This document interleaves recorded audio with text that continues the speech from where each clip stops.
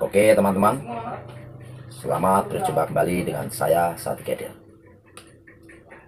Beberapa hari belakangan terakhir masyarakat kita dikejutkan dengan nama Presiden Indonesia ke-7 yaitu Bapak Joko Widodo masuk dalam daftar pemimpin paling korup di dunia. Rupanya daftar deretan pemimpin korup itu dirilis oleh sebuah lembaga ya yang bernama Organized Crime and Corruption Reporting Project atau disebut dengan OCCRP. Selain Joko Widodo, terdapat nama pemimpin negara lain seperti Presiden Kenya William Ruto, juga ada Presiden Nigeria Bola Ahmed Tinubu, juga mantan Perdana Menteri Bangladesh Sheikh Hasina, dan pengusaha India Gautam Adani. Lantas siapa dan bagaimana sepak terjang OCCRP itu? Organized Crime and Corruption Reporting Project adalah organisasi non-pemerintah yang berfokus pada bidang investigasi, kejahatan, dan terorganisir secara sistemik untuk korupsi. OCCRP didirikan pada tahun 2007 oleh wartawan investigasi Drew Sullivan dan Paul Radu dan merupakan organisasi jurnalis investigasi terbesar di dunia. Saat ini OCCRP berkantor pusat di Amsterdam, Belanda. Jadi jelas ya teman-teman, OCCRP itu adalah suatu lembaga investigasi terbesar di dunia ya. Itu harus kita pahami dulu. Lembaga ini juga tersebar di seluruh Eropa, Afrika, Asia, Amerika Latin. Dilansir dari laman OCCRP, sepanjang kehadirannya OCCRP telah melakukan penyelidikan dan telah berkontribusi pada lebih dari denda 10 miliar yang dijatuhkan dan uang yang disita.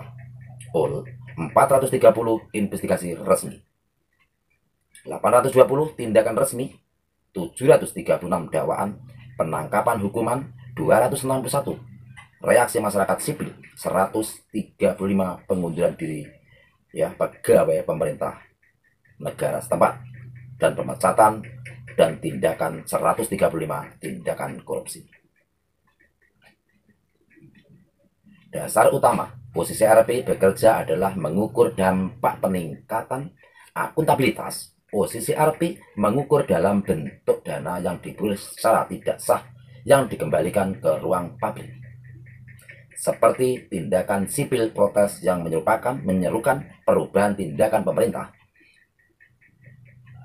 seperti ketika pemerintah mencari bukti dari pemerintah lain berdasarkan penyelidikan tindakan korporasi atau kooperasi atau korporasi, seperti lembaga keuangan menutup celah dalam sistem perbankan, pengunduran diri dan pemecatan, seperti ketika Perdana Menteri dipaksa berhenti, penyelidikan resmi biasanya dibuka oleh Jaksa Nasional dan penangkapan dakwaan hukuman.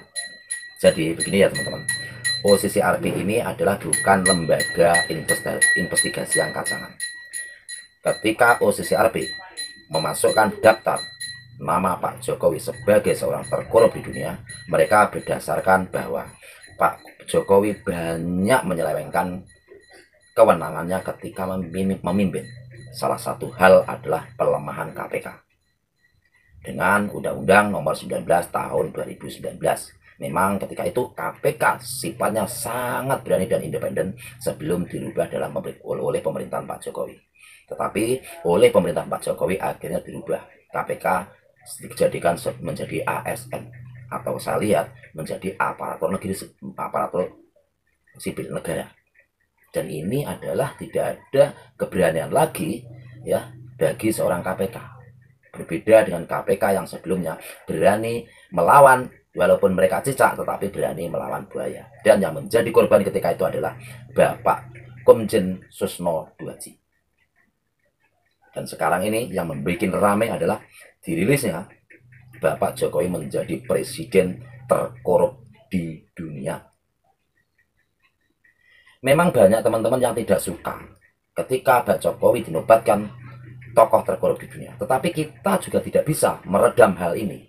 Pemerintah kita bisa men-take down berita-berita di dalam negeri, tetapi pemerintah kita tidak mampu men-take down viralnya Bapak Jokowi menjadi presiden terkorup di dunia internasional.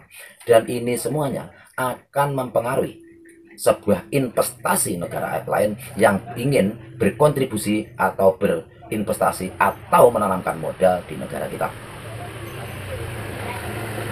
Ya. Dan ini adalah menjadi sebuah kerugian bagi kita, bahwa negara kita ini masih negara berkembang, belum menjadi negara maju. Artinya kita masih perlu sekali membutuhkan yang namanya hubungan antar negara, bilateral maupun multilateral.